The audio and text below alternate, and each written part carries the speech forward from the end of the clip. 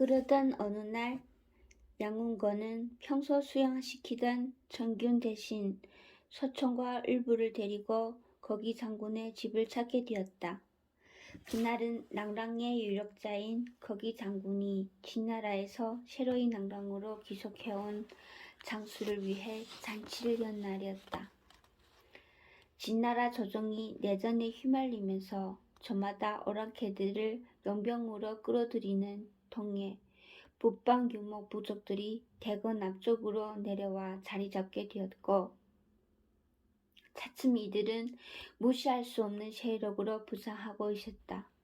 하지만 진조정이 권력 다툼으로 날 새는 줄 모르게 되자 일부 뜻있는 진의 인사들은 그 꼴이 보기 싫어 낭랑으로와 은둔하곤 했는데, 낭랑은 낙양으로부터 멀어 조정의 진흙탕 싸움을 피할 수 있었고, 한때 조정에 같이 있던 거기 장군이 이미 자리를 잡고 있어 후한 대우도 기대할 수 있기 때문이었다.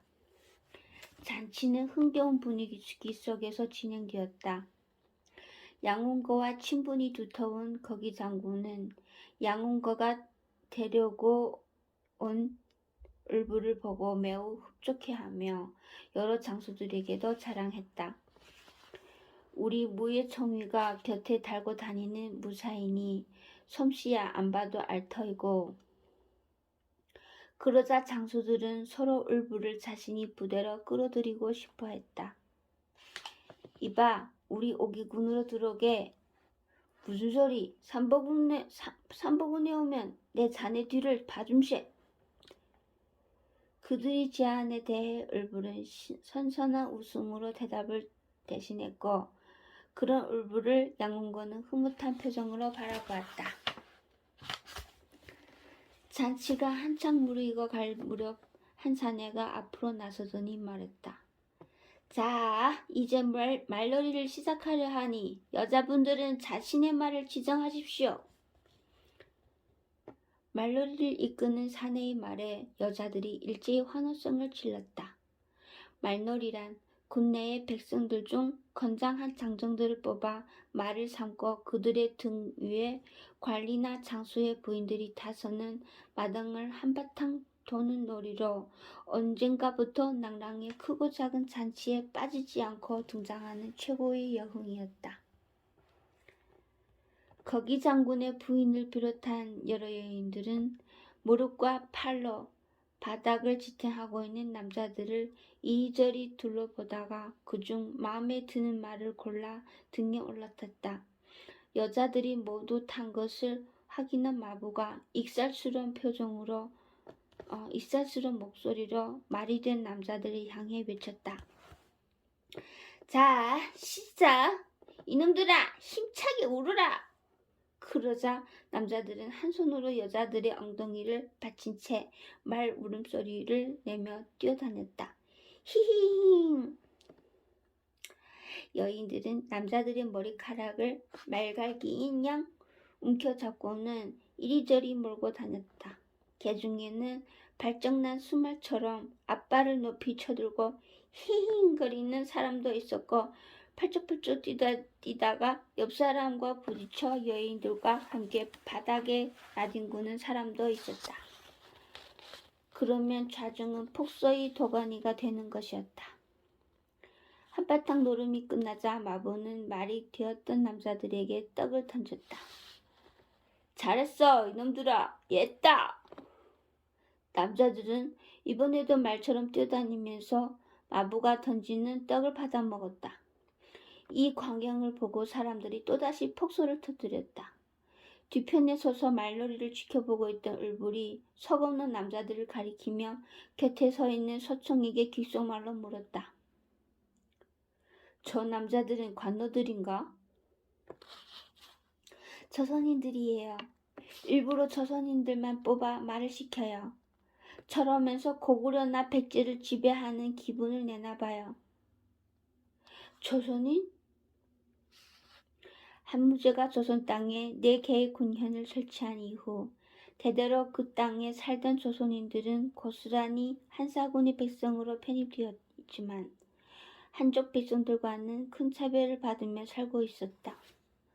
고구려나 백제, 신라와 같은 나라로 떠나지 못한 조선의 유민들은 학식이 높고 모해가 출중한 자라 할지라도 사군의 관직에 등용될 수 없었고 거기가 천민으로 살아갈 뿐이었다.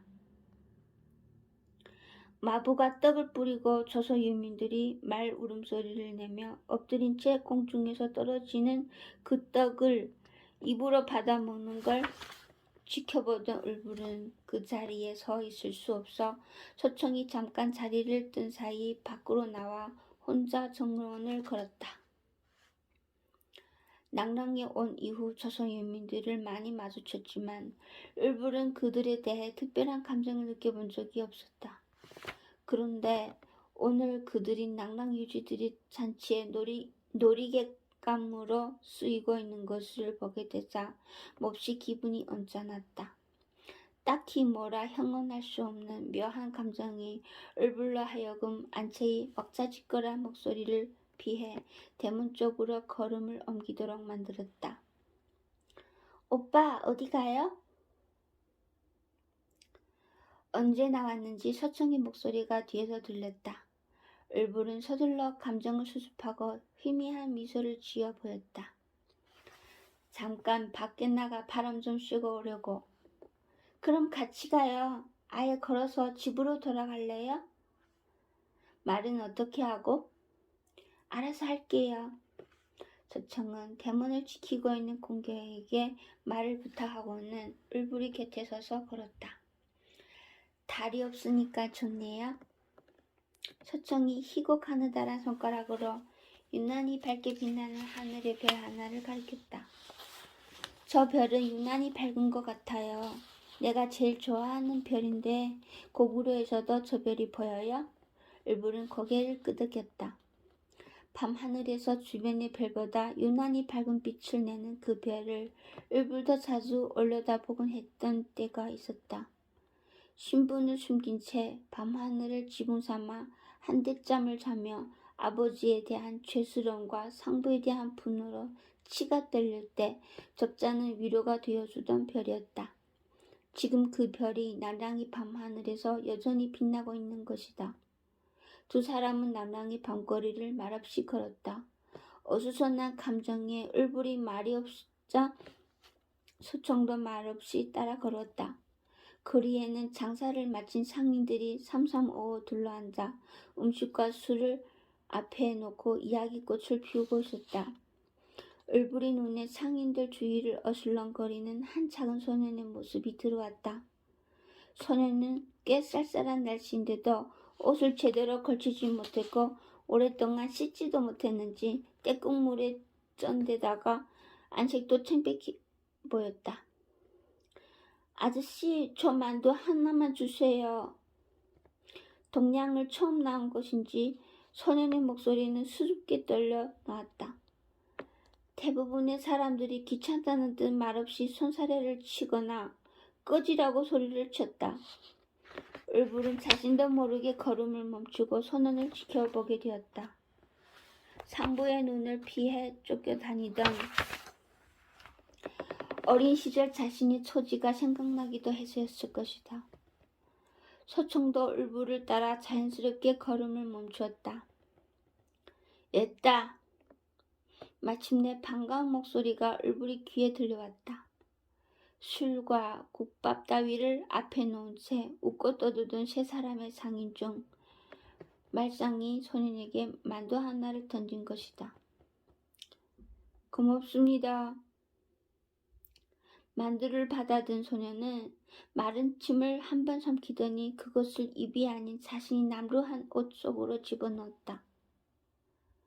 아니, 당장 배고파서 돼질 것 같은 상판에 왜 여기서 처먹지 않아? 다른 데 가서 또 얻으려는 짓거리야? 아니에요. 집에 가서 할아버지와 함께 먹을래요. 할아버지? 거지 새끼가 우리 애보다 낫네? 만두 하나를 가져가서 나눠 먹겠다니. 참. 얜 생긴 거나 하는 꼴이 딱 조선 놈인데. 옆에 있던 거무튀튀한 얼굴의 사내 하나가 선우의 이목구비를 뜯어보더니 자신 있게 말했다. 말썽이 숟가락을 빼며 먹던 국밥을 앞으로 밀었다. 남은 건 너 먹어. 소년의 눈길이 재빠르게 국밥을 담아갈 그릇을 찾느라 두부리번거렸다. 여기서 너만 먹어? 소년은 잠깐 국밥을 바라보다 맨손으로 서둘러 입안으로 떠넣기 시작했다. 떼국에 저 손으로 허겁지겁 국밥을 떠먹는 소년을 혐오스럽게 쳐다보던 거무튀튀한 사내가 경멸에 찬 목소리로 물었다. 너 조선놈 맞지? 소년은 대답할 틈도 없는지 고개를 끄덕이며 정신없이 국밥을 입속으로 밀어넣었다. 소년의 대답을 받아 다른 사내 하나가 말했다. 조선놈들은 왜 이렇게 동랑지를 좋아해? 부끄러움 같은 건 아예 없는 모양이지, 이놈들은. 그래도 동양질로 살 수 있다는 게 어디야? 지금 거구로에서는 굶어 죽는 놈이 한둘이 아닌데. 거구려 놈들 멍땅 여기로 동양질 올까 겁나네. 그때까지 상인들이 하는 말을 듣고 있던 을불은 분노를 느꼈지만 꾹 참았다. 어쨌거나 저들은 소년에게 먹을 걸 주었고 무엇보다 당사자인 소년이 그들의 흰소리에 개의치 않고 고맙게 음식을 먹고 있는 것이다. 소청이 그만 가자고 당기는 손에 이끌려 을불이 막 돌아서 걸음을 떼는 순간이었다. 닥쳐요! 심사가 잔뜩 뒤틀린 소년의 목소리가 을불이 등 뒤에서 들렸다. 이놈 뭐라는 거야? 거구리를 욕하지 말란 말이에요. 이 새끼가? 순간 후다닥 일어나는 소리가 들리는가 싶더니 쫙 하고 뺨 올려 붙이는 소리가 들렸다. 을불은 걸음을 멈추었다. 돌아보지 않아도 등 뒤의 상황을 알 수 있었다. 왜 때려요? 내 나라를 욕하지 말라고 한 게 잘못이에요? 이 자식아, 거지 새끼 주제에 먹을 걸 줬으면 잠자코 처먹기나 할 것이지. 고구려는 뭔 놈의 거구려야? 흥! 원래 이 땅은 우리 거고 언젠가는 우리 고구려의 태왕님이 와서 당신들을 쫓아내고 말 거예요. 이제 조금만 크면 나도 고구려에 가서 군병이 될 거고요. 뭐? 그럼 나하고 적이 되어 싸우겠다는 거네? 이야, 이 빌어먹을 자식 못하는 말이 없네? 너 이 자식 아예 지금 좀 맞아봐라. 상인이 역지거리는 주먹질 소리로 이어졌고 풀썩하고 소년이 땅바닥에 쓰러지는 소리로 끝났다. 뭐하는 짓들이야? 소청이 돌아보며 날카롭게 소리쳤지만 을불이 소청을 막았다. 금세 웩웩거리는 토악질 소리가 들리더니 소년이 악에 받치는 목소리가 이어졌다. 안 먹어. 이따위 국밥 안 먹는단 말이야. 이 만두도. 소년은 품속에 넣었던 만두마저 꺼내 땅에 팽개쳤다. 이놈의 새끼가! 상인의 손찌검을 피해 후다닥 달아난 소년이 을불의 곁을 지나 쏜살같이 달려가자 을불은 소년을 쫓아 뛰었다. 얘야, 거기 잠깐 멈추어라. 그러나 소년은 상인들이 쫓아오는 줄 알았는지 오히려 더 속력을 내 어둠 속으로 내달렸다. 쫓아가는 을불이 가슴속에서 안타까움이 치솟아 올라왔다. 얘야, 두려워할 것 없다. 나는 고구려 사람이야. 을불이 입에서 튀어나온 고구려 사람이라는 말을 들었는지 소년이 뜀박질을 멈췄다. 을불이 다가가 보니 소년은 이를 악물고 울음을 참고 있었다. 어디 다친 데는 없니? 아저씨 정말 고구려 사람이에요? 그래, 그렇단다. 고구려가 정말 그래요? 사람들이 막 굶어 죽고 그래요? 을불은 가슴이 턱 막혔다. 뭐라 대답해야 할지 갑갑하기만 했다. 한참 후 을불이 입을 열었다. 아니다. 고구려는 그런 나라가 아니야. 굳세고 당당하기만 한 나라다. 내 말대로 이제 곧 고구려는 낭랑을 몰아내고 우리 땅을 되찾을 거야. 그렇죠? 틀림없죠? 아저씨? 절 고구려로 데려가 주세요. 저는 고구려에 가서 병사가 될래요. 을불은 두근거리는 가슴을 억지로 내리눌렀다. 당장 소년에게 고구려로 데려가마고 약속해주고 싶었지만 지금은 그럴 처지가 못 되었다. 을불은 두 손을 뻗어 소년의 뺨을 한동안 어루만진 후 몸을 구부려 소년의 눈에 자신의 눈을 맞췄다. 이름이 무엇이냐? 평강이여. 그래, 평강아. 내 얼굴을 잘 봐두어라. 소년은 을불의 말대로 그 얼굴을 꼼꼼하게 기억해 두려는지 뚫어지게 을불을 바라봤다. 잠시 후 을불이 말했다. 나중에 우리 꼭 다시 만나자. 약속하마. 나는 절대로 너를 잊지 않으마. 상대가 누구인지는 모르지만 그 말이 위로가 되었던지 소녀의 얼굴에서 그동안 참아내던 뜨거운 눈물이 뺨을 타고 흘러내렸다. 고맙습니다, 아저씨. 할아버지는 고구려가 자랑스러운 우리나라라고 분명히 그러는데 저 사람들은 고구려를 까불기만 해요. 그래, 아저씨는 안단다. 고구려는 분명히 자랑스러운 나라다. 그러니 이제 눈물을 닦고 우리 다시 만날 때까지 할아버지 잘 모시고 있어야 한다. 예, 아저씨. 아저씨 이름은 을불이란다. 기억해두렴. 너는 평강, 나는 을불.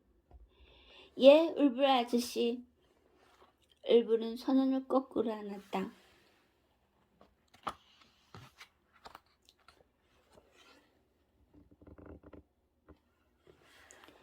양궁건은 을불에게 자신이 알고 있는 모든 권법을 가르쳐 주었지만 진법만은 예외였다. 모해가 개인의 영역에 속하는 것이라면 진법은 군대, 나아가 국가 영역에 속하는 것이었다. 따라서 군교도 아닌 을불에게 특별히 진법을 가르칠 이유도 없었지만 아무래도 고구려가 낭랑의 적국이다 보니 무의식 중에 꺼려지는 바가 있었던 까닭이었다. 진법은 나라나 부대마다 달라서 진법을 안다는 것은 곧 상대의 군사 기밀을 안다는 것과 같은 말이었다.